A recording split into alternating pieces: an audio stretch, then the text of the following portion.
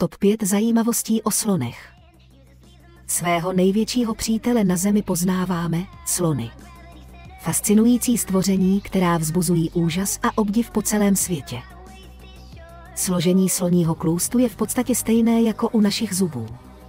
A dokážou růst až neuvěřitelných 3 metry dlouhé. Sloni jsou inteligentní.